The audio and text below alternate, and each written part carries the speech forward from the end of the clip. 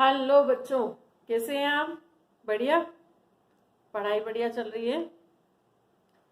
देखिए, अभी ये जो टाइम चल रहा है, मेरा वीडियो बनाने का पर्पस ये है कि कोरोना में, लॉकडाउन में सारे स्कूल्स बंद हैं, कोचिंग्स बंद हैं, तो मेरे बच्चे और बायो लेने वाले जितने ज़्यादा से ज़्यादा बच्चे मेरे वीडियो देखकर अपनी पढ़ाई कर सकें तो मुझे बहुत अच्छा लगेगा।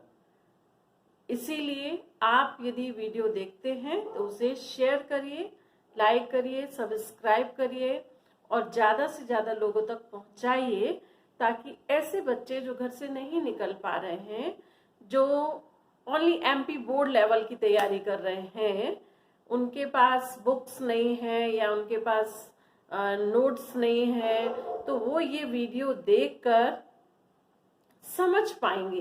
कोचिंग नहीं जा पा रहे हैं, स्कूल नहीं खुल रहे हैं, बहुत ही फ्रस्ट्रेटेड ऐसे बच्चे जो पढ़ना चाहते हैं और पढ़ नहीं पा रहे, तो आप इसको ज़्यादा से ज़्यादा लोगों तक पहुंचाएं। गांव में ऐसे ऐसी जगहों पर जहां पर बच्चे बिल्कुल बहुत ही परेशान हो गए हैं कि कैसे पढ़ाई करें, तो वो ये वीडियो देखकर पढ़ाई कर सकते हैं।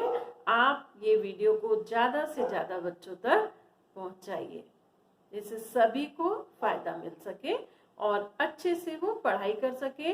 जहाँ डाउट्स हो पूछ सके। वो चाह कर भी कोचिंग स्कूल नहीं जा सकते, तो कम से कम इन्हीं वीडियो से पढ़ाई करें। ठीक, यही उद्देश्य है मेरा वीडियो बनाने का।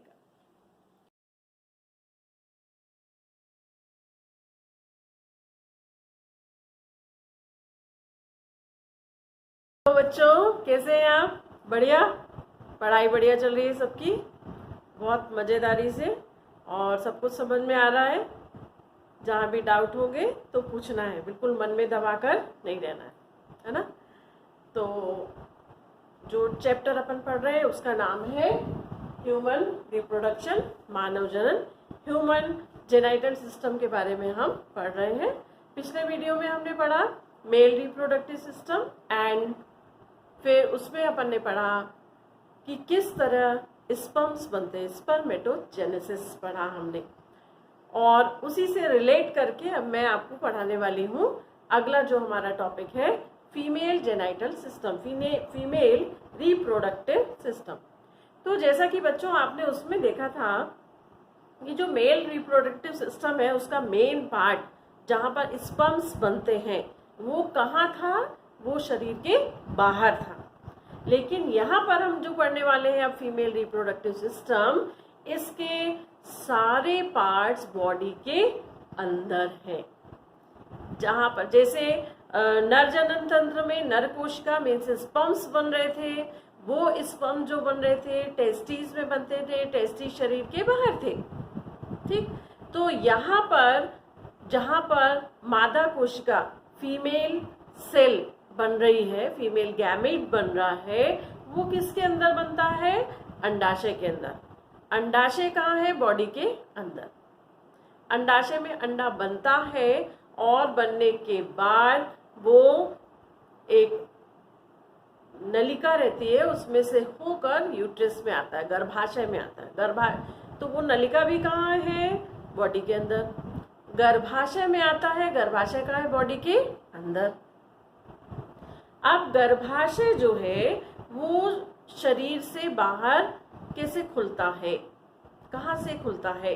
तो उसके लिए एक ओपनिंग है जिसका नाम है योनि या वेजाइना, द्वारा वो बाहर खुलता है।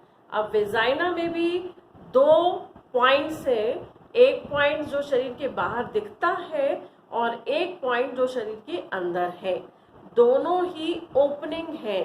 जो अंदर की तरफ ओपनिंग है जो बाहर से दिखाई नहीं देती, वो यूट्रस की ओपनिंग है, उसे कहते हैं सर्विक्स। और सर्विक्स के बाद वेजाइना, वेजाइना की ओपनिंग बाहर दिखाई देती है। अब जैसा कि हमने पढ़ा था मेल रिप्रोडक्टिव सिस्टम में, नर जनन तंत्र में, कि उसमें जो यूरिन पास करने का और सीमेन, वीर्य जिसमें से नर कोशिका पाई जाती है, उसको बाहर निकलने का जो पैसेज है वो एक ही था, यूरेथ्रा। लेकिन यहाँ पर मादा जनन तंत्र में, फीमेल रिप्रोडक्टिव सिस्टम में ऐसा नहीं है।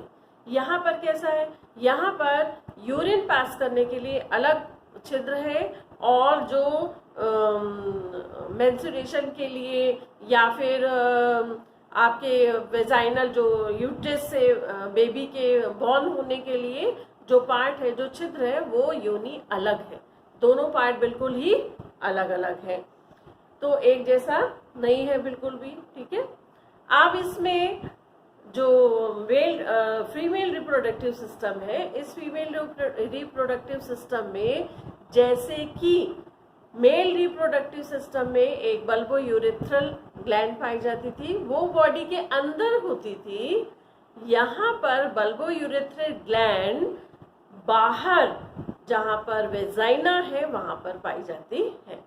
और वेजाइना को ढकने के लिए एक बहुत सारे ऑर्गन्स का एक पूरा सिस्टम है जो वेजाइना को ढक कर उसको क्लोज करके रखता है, वो है वल्वा। तो वल्वा में भी अलग अलग पार्ट होते हैं, labia majora, labia minora, clitoris, ऐसे अलग अलग पार्ट होते हैं। इन सब के बारे में अपन आज पढ़ेंगे। ठीक है, चलिए शुरू करते हैं हम। तो देखिए बच्चों, सबसे पहले जो मादा जनन तंत्र,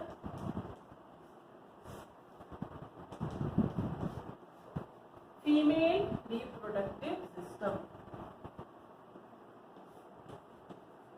ये हमारा आज का सब टॉपिक है।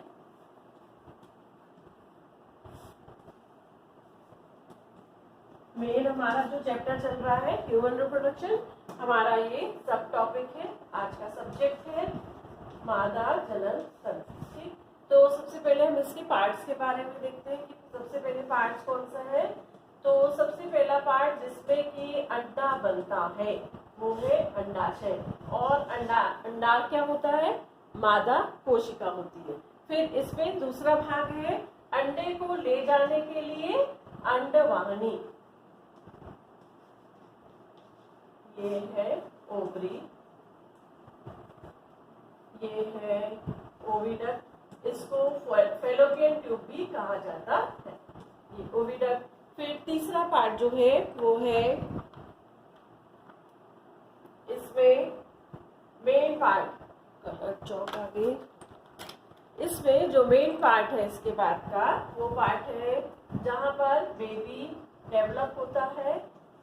पूरा फर्टिलाइज एग के जाने के बाद में बेबी पूरा डेवलप होता है, वहां से बाहर निकलता है, वो है यूटेरस।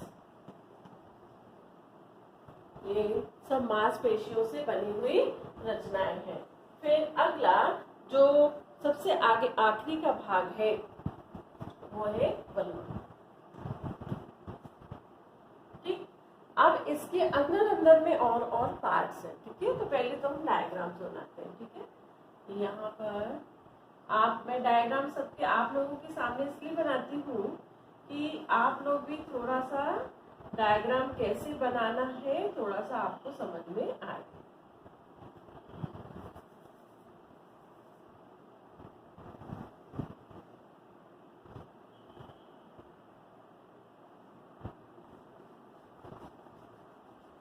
मैं भी बताती हूँ ये कौन कौन से पार्ट्स हैं।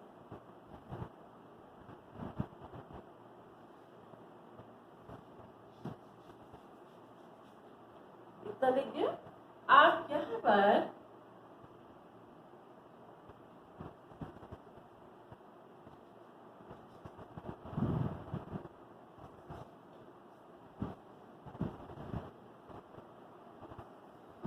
थोड़ा सा डिस्टर्बेंस है, मैं अभी बताती हूँ।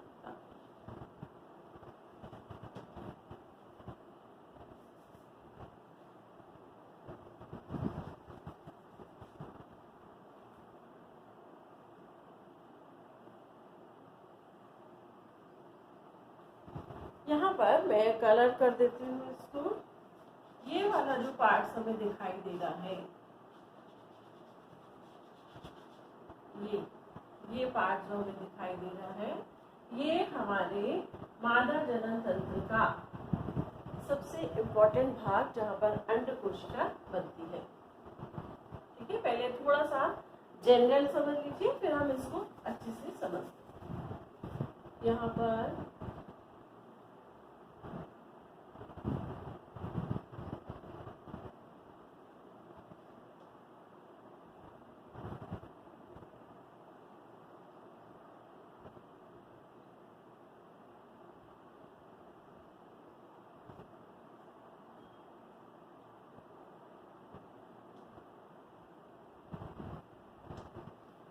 जनरल थोड़ा सा समझ लीजिए।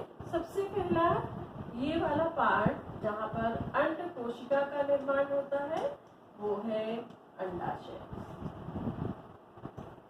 ठीक है, यहाँ से यहाँ पर ये अंडाशय है जहाँ अंड कोशिका बनती है, तो फिर वो निकलती भी होगी बाहर निकलेगी। तो जब बाहर निकलेगी तो उसको पकड़ने का काम यहाँ पर ये जो झालरदार रचना दिख रही है इसे कहते हैं फिम्बरी। ये पकड़ने का काम करती है उसको, और ये पकड़कर कहाँ ले जाती है?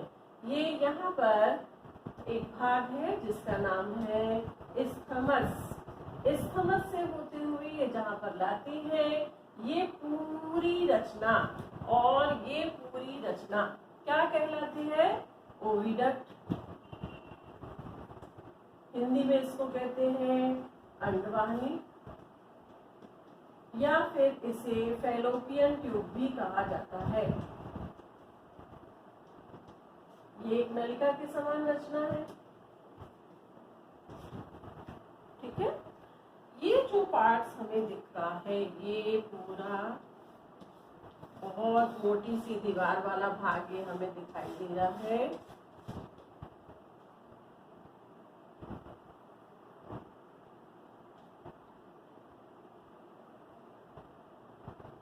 ये जो मोटी सी दीवार वाला भाग है ये क्या कहलाता है? ये कहलाता है, यहाँ पर ये ओविडक्ट खुलती है, इसमें आकर काफी मोटी इसकी दीवारें होती है।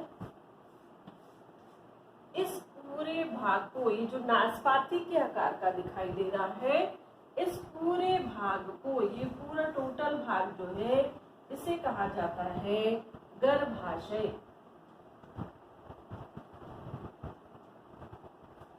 यूट्रस, गर्भाशय या यूट्रस। यहाँ पर बच्चे का पूरा एक निषेचित अंड कोशिका से पूरा शिशु का निर्माण यहाँ पर होता है। इसके बाद में ये जो गर्भाशय जहाँ पर खुल रहा है, जहाँ पर आप कहीं खुलता है या बंद होता है, जहाँ से जिस पॉइंट पे, उस भाग को कहा जाता है सर्विक्स। ये गर्भाशय की ओपनिंग है, ये इंटरनल ओपनिंग है, और इसके बाद में ये यहाँ पर एक्सटर्नल ओपनिंग है। उसके बाद में ये पार्ट हमें दिखाई दे रहा है, ये वाला पार्ट दिखाई दे रहा है, ये जो पार्ट है इसे कहा जाता है वेजाइना। क्या कहा जाता है? वेजाइना। हिंदी में इसको कहते हैं योनि। ये सब इंटरनल ऑर्गन्स हैं जो मादा के शरीर के अंदर पाए जाते हैं। केवल जो योनि का एक छिद्र है, एक छिद्र के रूप में ये बाहर से दिखाई देती है ओनली। बाकी सारे पार्ट्स बॉडी में अंदर की ओर पाए जाते हैं। कौन कौन से? यहाँ मैंने पहले बताया था अंडाशय। तो अंडाशय की संख्या, अब अंडाशय के बारे में हम पढ़ते हैं। अंडाशय की संख्या 2 होती है। कितनी होती है? 2 होती है, और इनकी लंबाई 3 सेंटीमीटर चौड़ी। अंडाशय, पहला पार्ट कौन सा है? अंडाशय। ये 3 सेंटीमीटर लंबे, 3 सेंटीमीटर लंबा, 1.5 सेंटीमीटर चौड़ा और 1 सेंटीमीटर मोटा, बादाम साइज का लगभग एक अंग है, जो एक झिल्ली जो कि इसे बॉडी से अटैच करके रखती है, उस झिल्ली द्वारा ये बॉडी से जुड़ा होता है। और उस झिल्ली को, वो झिल्ली यहाँ होती है, झिल्ली यहाँ से अटैच होगा, नहीं तो क्या होगा बच्चों, ये तो यहाँ वहां झूलता रहेगा, ये बाहर निकला हुआ अंग है। इस झिल्ली को कहा जाता है मीजोवेरियम। ये झिल्ली इसको बॉडी के अंदर फिक्स करके रखती है। ये गर्भाशय से जुड़ा होता है।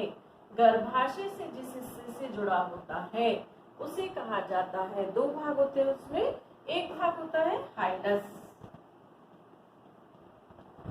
और ये जो हाइलस है, ये हाइलस ही अंडाशय को रक्त प्रदान करता है, पोषण प्रदान करता है, तंत्रिकाएं प्रदान करता है।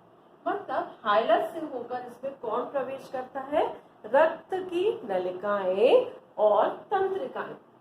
ठीक है, मेसोवेरियम ने इसको फिक्स करके रखा हुआ। मेसोवेरियम टाइप ऑफ पेरिटोनियम, जैसे पूरी बॉडी में अंगों को फिक्स करके पेरिटोनियम रखती है, तो इसको फिक्स करके कौन रखती है? मेसोवेरियम। ये बहुत ही फोल्डेड रचना होती है जो उसको एकदम यहाँ वहां हिलने डुलने नहीं देती, और उसी के साथ ये अंडाशय, मेसोवेरियम और गर्भाशय से जुड़ी हुई रचना जिसे कहते हैं हाइलस, उससे जुड़ा होता है। और हाइलस इसमें क्या पहुंचाती है? रक्त की नलिकाएं और तंत्रिका कोशिकाओं को पहुंचाता है। हाइलस के साथ साथ ये अंडाशय से जुड़ा हुआ है, तो एक पार्ट जो इसका हो गया हाइलस, जिसमें रक्त केशिकाएं हैं और तंत्रिकाएं हैं, और जो इसी का दूसरा पार्ट है, इसी का जो दूसरा पार्ट है वो क्या करता है? वो अंडाशय से जोड़कर रखता है इसको, और उस भाग को हम कहते हैं अंडाशयी स्नायु। उस भाग को हम कहते हैं अंडाशयी स्नायु। ठीक है, ये आपको समझ में आया।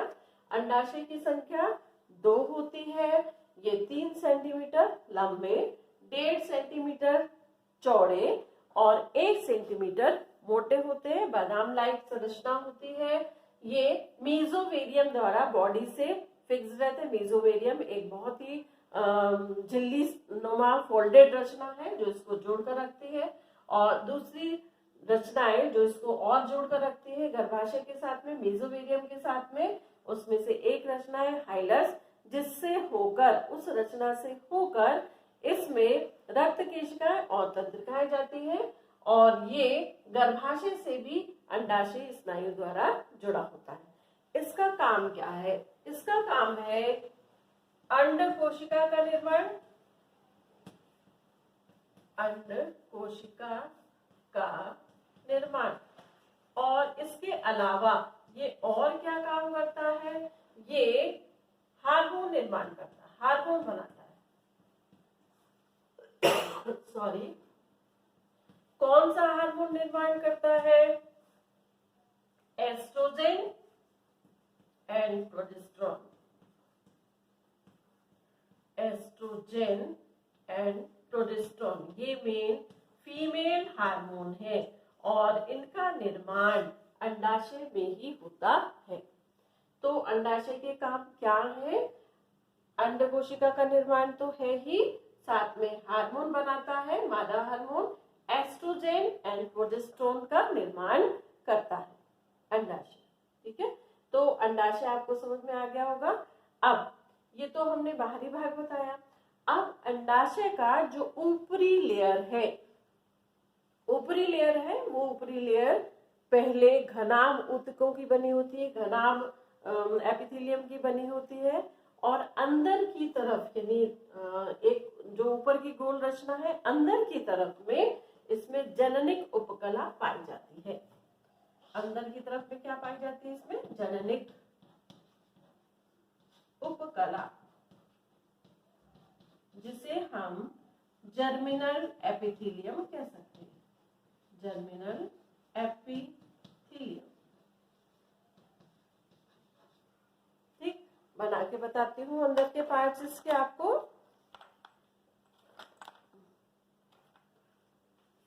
देखिए, अब इसमें ये अंडाशय है।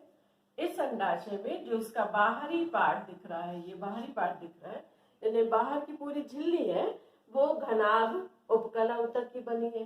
अंदर की तरफ में यहाँ पर पूरी लेयर जो है वो किसकी, जननिक उपकला की।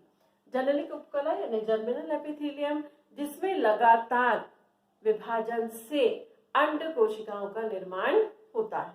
और वो अंड कोशिकाएं, आप आश्चर्य करेंगे, वो अंड कोशिकाएं किसी भी फीमेल की बॉडी में कब बन जाती हैं, आपको बहुत आश्चर्य होगा। जो पुरुष हैं उनमें जब द्वितीय लैंगिक लक्षण दिखते हैं 14-15 साल की उम्र में, तब नर कोशिका बनना शुरू होती है। किंतु महिलाओं में ये अंड कोशिका कब बनना शुरू हो जाती है, जब वो अपनी मां के गर्भ में रहती है। जब कोई भी महिला नवजात जन्म लेती है तब उसमें अंड कोशिकाएं बनी हुई होती हैं।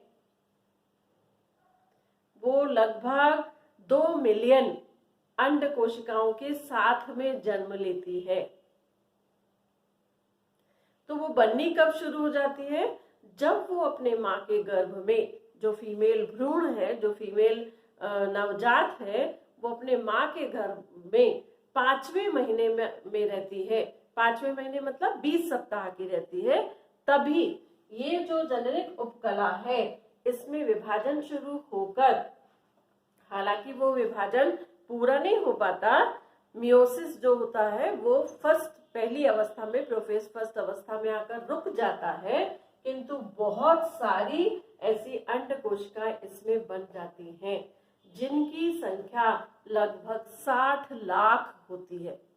जब वो 5वें महीने में है, अपनी मां के गर्भ में है, तब 60 लाख अंड कोशिकाएं उसमें बन जाती हैं। और जब वो जन्म लेती है तो इनके डिग्रेडेशन से फिर भी अभी लगभग 2 लाख अंड कोशिकाएं इसके अंदर बनी हुई पड़ी रहती है। किस रूप में पड़ी रहती है, तो इसके अंदर बहुत ही छोटी छोटी सी ऐसी रचनाएं हमको दिखाई देती हैं।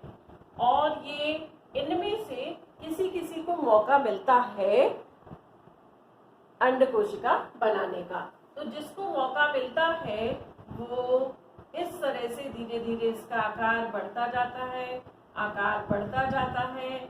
और आकार बढ़ने के बाद, आकार क्यों बढ़ रहा है, क्योंकि इसके अंदर एक अंड कोशिका डेवलप हो रही है। ये जो आकार बढ़ा हुआ है इसे कहा जाता है फॉलिकल, पुटिका। और इसके अंदर बहुत छोटी सी अंड कोशिका होती है एक किनारे में।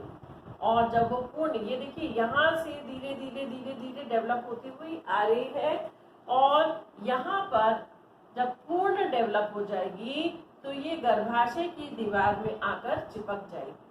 और जब ये गर्भाशय की दीवार में आकर चिपकेगी तो इसमें से, इसके फटने से गर्भाशय की दीवार यहाँ से फटेगी और अंड कोशिका कहाँ निकल आएगी, बाहर।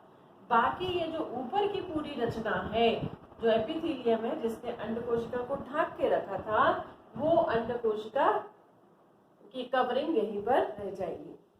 और यही कवरिंग आगे चलकर इस तरह की रचनाओं का निर्माण करेंगी जिनसे हार्मोन का निर्माण होता है। उन्हीं से फिर हार्मोन बनते हैं। तो गर्भाशय के अंदर बहुत सारी अंड कोशिकाएं, बहुत सारी मीन्स लाखों में, लेकर एक छोटा बेबी, जो बेबी गर्ल है, वो बॉर्न करती है।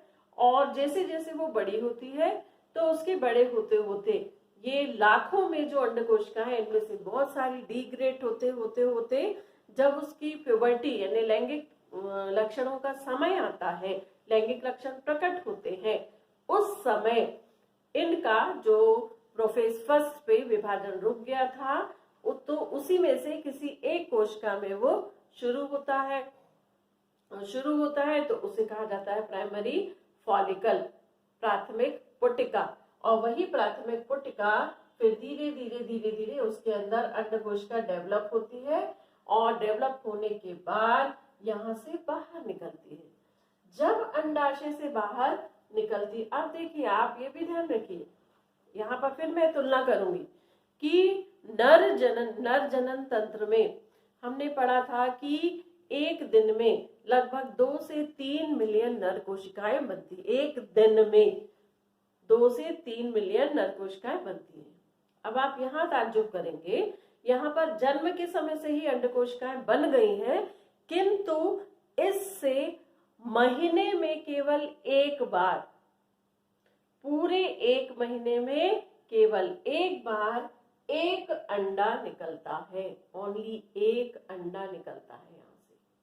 अब उसमें भी देखिए 2 अंडाशय हैं, तो एक महीने में यहां से अंडा निकलेगा, दूसरे महीने में यहां से अंडा निकलेगा। इसमें से यदि जनवरी में अंडा निकला है तो इसमें से अब फरवरी में अंडा निकलेगा, फिर इसमें से मार्च में अंडा निकलेगा, इसमें से अप्रैल में अंडा निकलेगा। इस तरह ये प्रक्रिया ऑल्टरनेट चलेगी। वहां पर दोनों टेस्टिड एक साथ काम करते हैं, एक साथ पूरा बना देते हैं, लेकिन यहाँ पर ऐसा नहीं।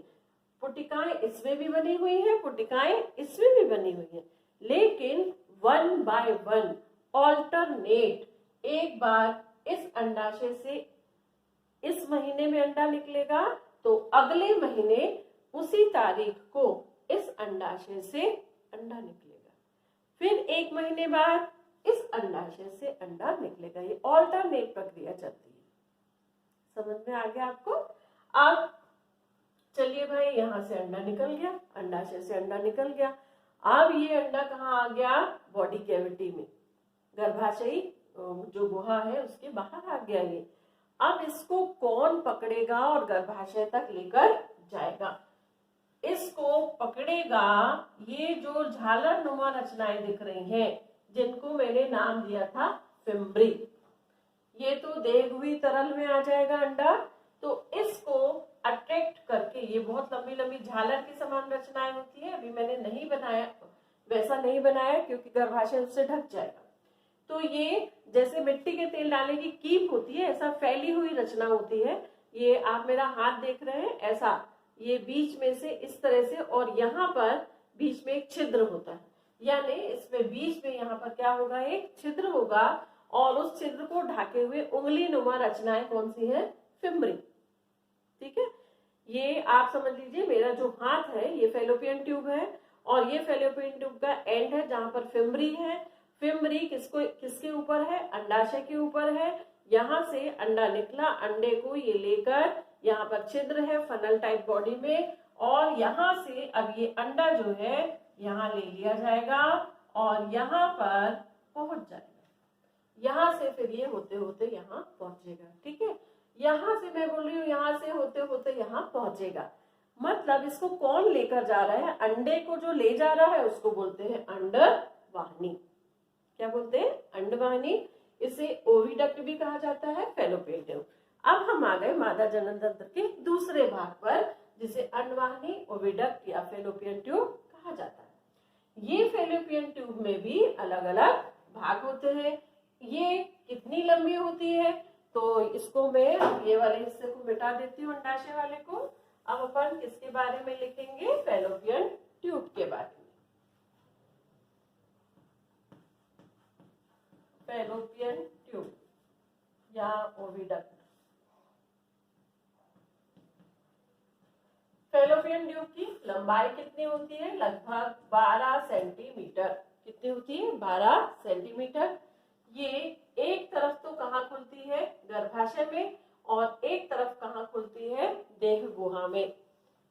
पेरिटोनियल जो गुहा होती है, पेरिटोनियल जो कैविटी होती है, उसमें खुलती है। ठीक है, अब इसमें कौन कौन से भाग होते हैं? ठीक है, तो इसमें ये वाला जो भाग हमें दिखाई दे रहा है ये तो फिम्ब्री है, और ये जो थोड़ा सकरा भाग होता है इसे इस्थमस कहा जाता है।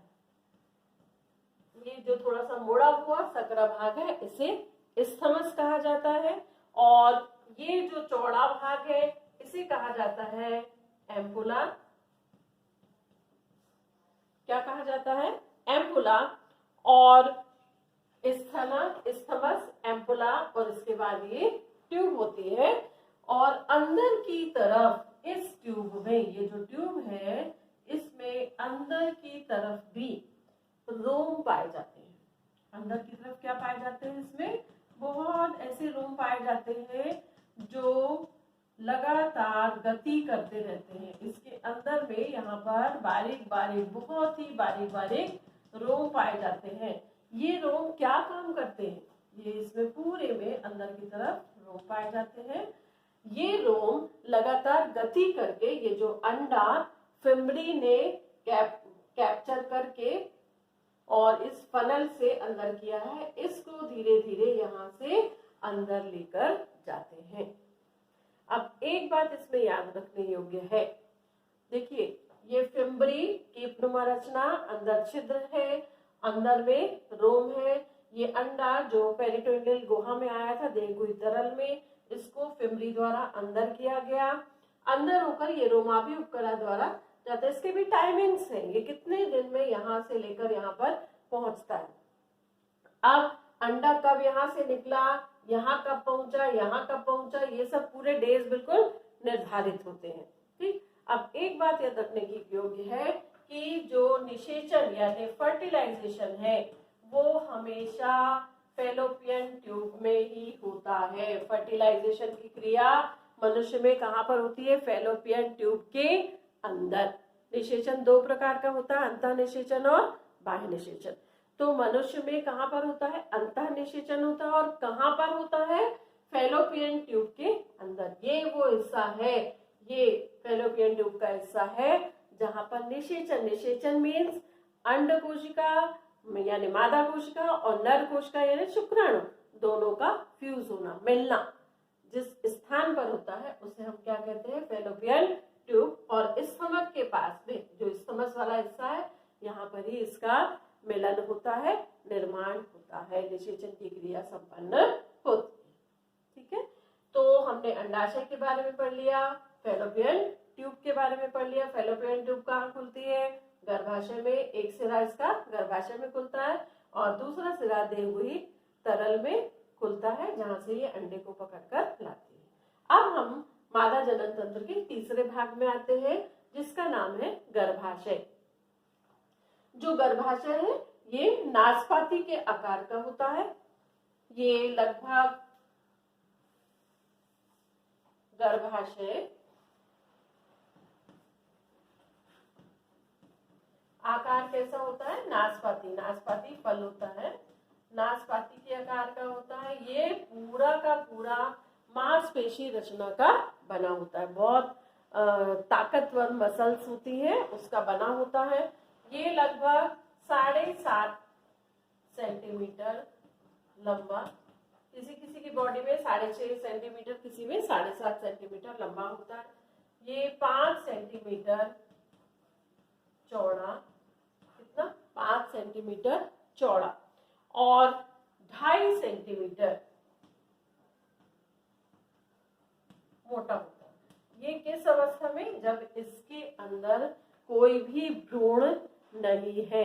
जब इसके अंदर भ्रूण नहीं है तब इसकी लंबाई, चौड़ाई और मोटाई इतनी होती है।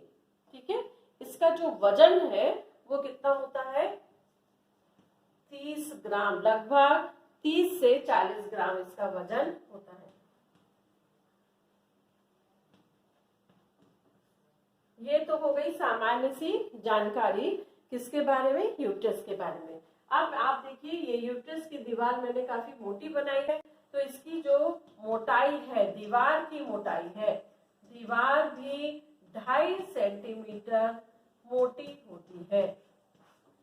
ड्यू टू यानी जब इसके अंदर यूट्रस आएगा, डेवलप होगा, तो ये दीवार बहुत फैल जाती है। इस समय ये जो इतनी मोटी दिख रही है दीवार, ये क्या हो जाती है? बहुत पतली हो जाती है, क्यों? फैलती जाती है, मांसपेशियों से बनी हुई रचना है, तो ये लगातार क्या होती जाती है? फैलती जाती है। ठीक है, अब इसकी ये जो दीवार हमें दिखाई दे रही है, ये दीवार भी 3 लेयर्स की बनी होती है। कितने लेयर्स की? 3 लेयर्स की। तो सबसे अंदर वाली जो दीवार है, ये जो दीवार हमें दिखाई दे रही है इस तरह से, ये जो दीवार है, मैं ऊपर लिख रही हूँ इसके नामांकन जो है, इस दीवार को जो सबसे अंदर की ओर है इसे कहा जाता है एंडोमेट्रियम। ये है एंडोमेट्रियम।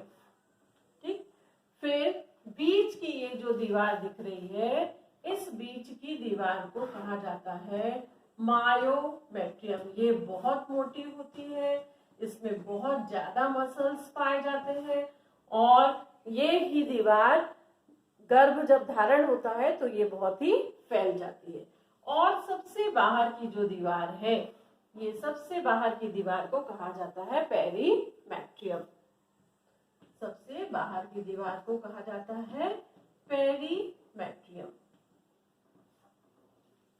सबसे बाहर की गर्भाशय की दीवार पेरीमेट्रियम, जिससे पूरा गर्भाशय कवर होता है।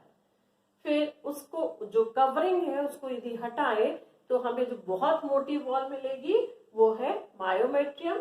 और वो दीवार जो केवल हमको कहाँ मिलेगी, यहाँ गर्भाशय के अंदर, यहाँ पूरे भाग में हमें फैली हुई मिलेगी, यानी गर्भाशय के अंदर की ओर मिलेगी, उसे हम कहते हैं एंडोमेट्रियम।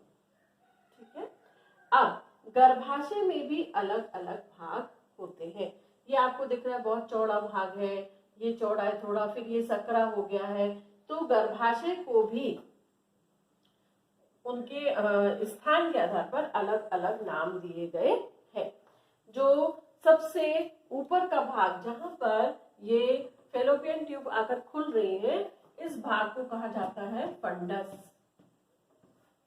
इस भाग को क्या कहा जाता है, फंडस। ये फंडस वाला भाग होता है। और नीचे की ओर यदि हम आए तो ये वाला हिस्सा थोड़ा सा सकरा है, ये वाला भाग कहलाता है इस्थमस।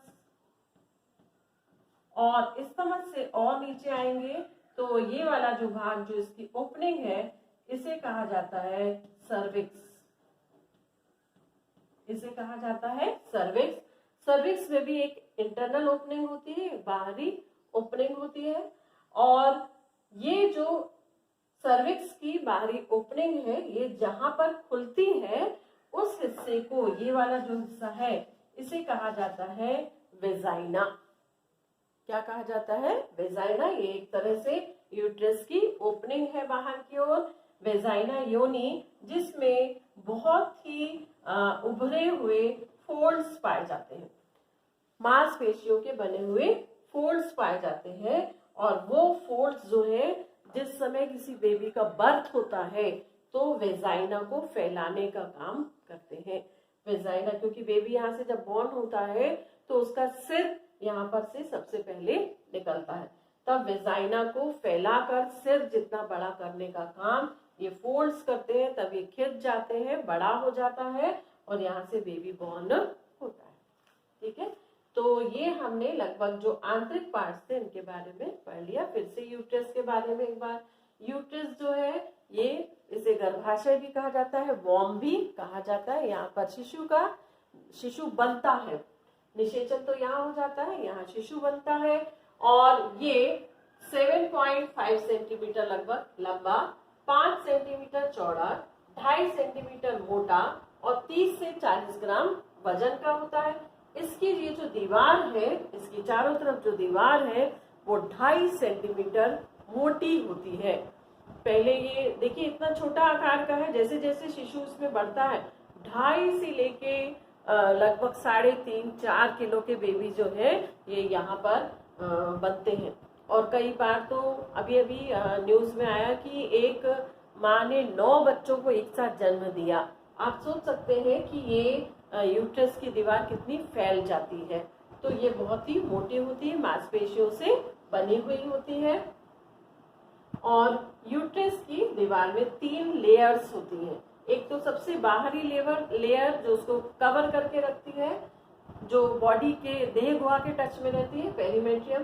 पेरीमेट्रियम से अंदर की ओर जाए तो मायोमेट्रियम, ये सबसे मोटी मांसपेशी सतह है।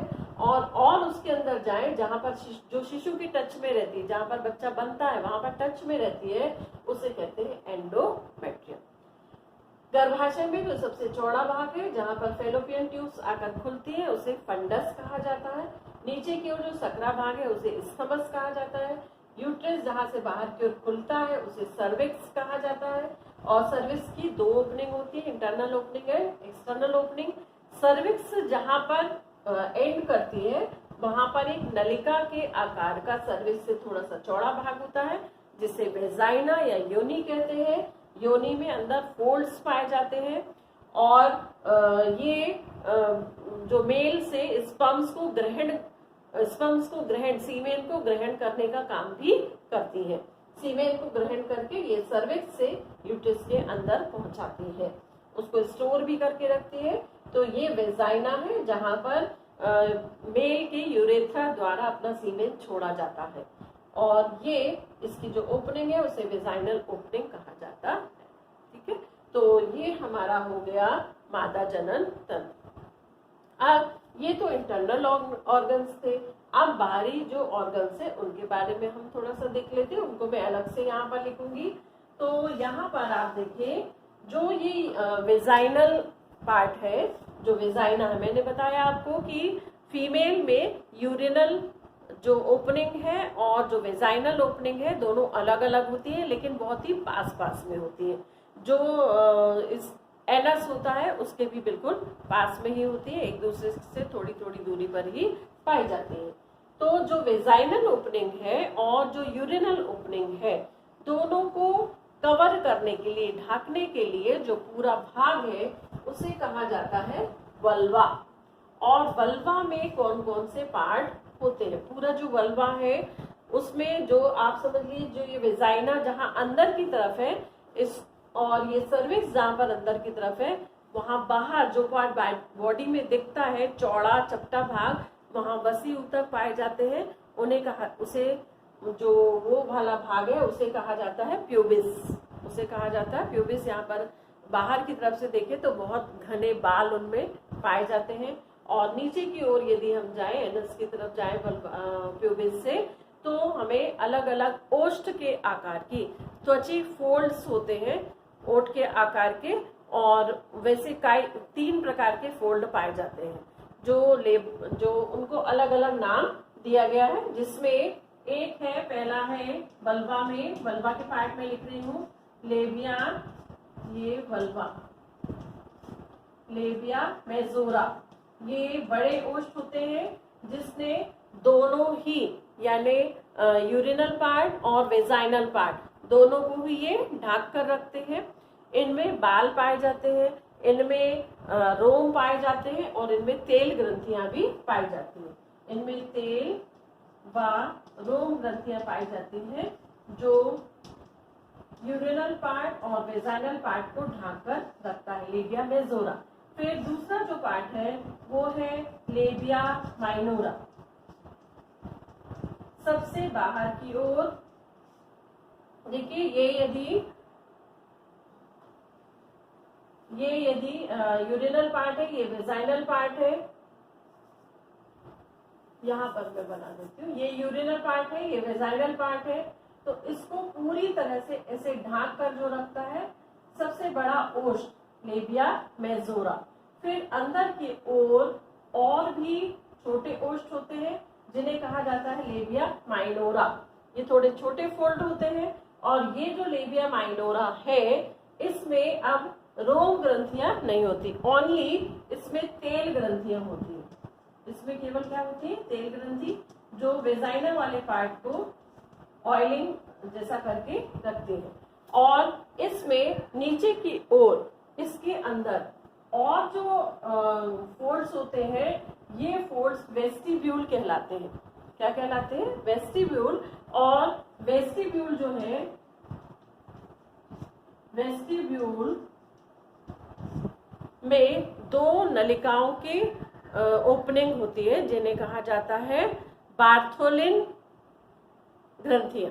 बार्थोलिन ग्रंथियां, इसमें से जिस समय में यूरेथ्रा से सीमेन आता है तो उस समय ये योनि को, वेजाइना को चिकना बनाने का काम करती है।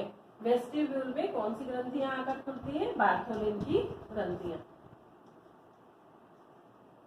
ये बार्थोलिन की ग्रंथियां वेजाइना को चिकना बनाने का काम करती है। और अंदर में और भाग पाया जाता है जिसे कहा जाता है क्लिटोरिस, जो वेजाइना को ढांक के रखता है। और ऊपर की तरफ मेल के पेनिस के समान बहुत छोटी सी मांसपेशी से बनी हुई रचना पाई जाती है और जो कि बहुत ही सेंसिटिव होती है, बहुत ज्यादा, और इसे ये यहाँ पर पाई जाती है जिसे भक्ष शिश्न भी कहा जाता है।